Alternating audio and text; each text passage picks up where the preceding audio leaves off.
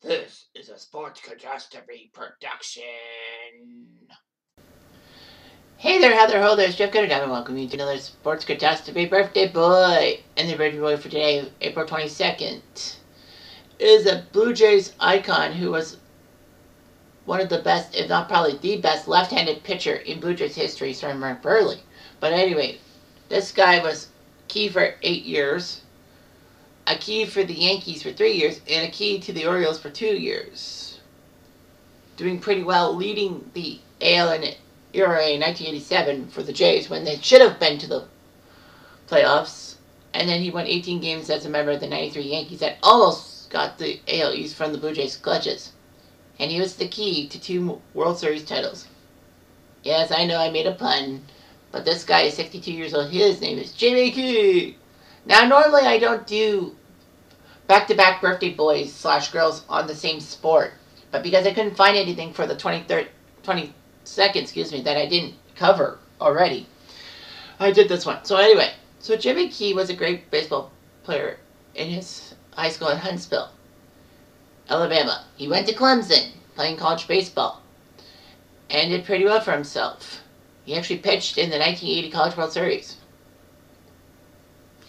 Toronto decided to take a flyer on him in the 3rd round of the 82 draft, and made his way through the Blue Jays minor league system.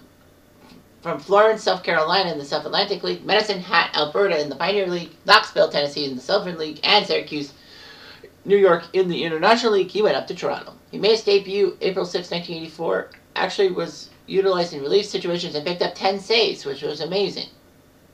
He would wear number 27 at first, but then switched to his iconic 22.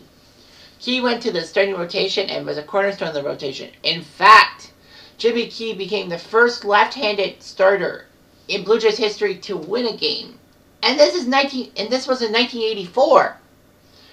So anyway, Jimmy Key was pretty good. Joining Jim Clancy, Dave Stieb, and Doyle Alexander as a fearsome foursome. It looked good for the Blue Jays to do well.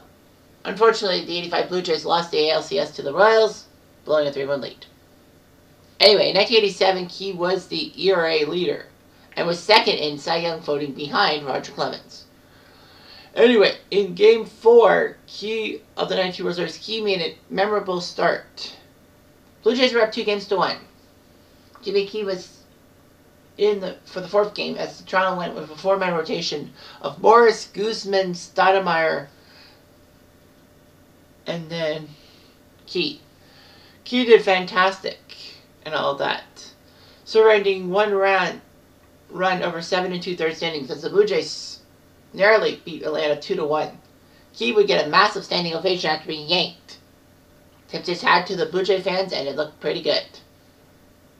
Key would actually pitch in Game 6 of the World Series as a reliever in the 10th and 11th innings, getting the win as the Blue Jays were World Series champions. Key would sign a free agent deal with the Yankees, the hated Yankees, and put up 49 wins in 3 seasons with the Yankees. He looked pretty impressive, putting up over 170 strikeouts with the Yankees in 93 and almost winning the Yankees the division title. In 94, he actually led the majors with 17 wins, so he was the wins leader when the stupid strike happened. He would pitch. His final game as a Yankee was when he beat Greg Maddux in Game 6 of the World Series, giving the Yankees their first world title in 15 years, which seems like a long time, but not for full time. Anyway, Baltimore got him on a free agency deal, and in 2 seasons he won 22 games. Unfortunately, due to injuries, he retired early. He had to wear 21 with the Orioles, not 22. His favorite was 22 because of the fact that 22 was retired for Jim Palmer.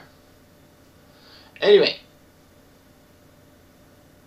he would have been a free agent, but injuries would hurt him. But he still did pretty good. Jimmy Key was a pretty good pitcher for the Yankees and Orioles. And the funny thing is, he stayed in the AL East his whole career. Jays, Yankees, Orioles. He looked pretty good in all that. He had a very good pickoff move. Most left-handed pitchers are good at pickoffs and all of that.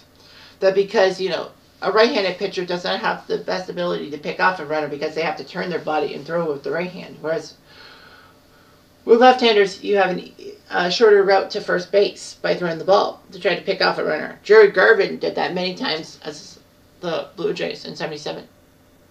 But anyway, yeah, Jerry Garvin did that enough. Anyway, Key was a great control pitcher. All that. Unfortunately, though, he did have some problems giving up home runs and was injury prone. So, yeah.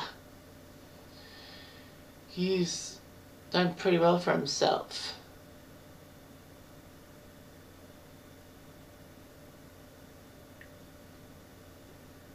And, yeah, Jimmy Key was just that great pitcher and all that. I mean, sure, he was lost in the shuffle of the '92 Blue Jays because they had Jack Morris They picked up Jack Morris from the Twins after he won a World Series with them in '91. Juan Guzman was coming into his own. Pat Hankin and Todd Steinmeier were just getting around. And Key thought he was being shunned. But, I mean, Key pitched Game 4, started Game 4, and won the game for us, so that's it. And the key to this sports catastrophe is that I have to honor this guy. I mean, he is a Blue Jay icon and maybe a Yankees and Orioles icon. I don't know. I don't have the right tools to talk about Yankees and Orioles history. I just don't. Anyway, I'm Jeff Diamond. I do.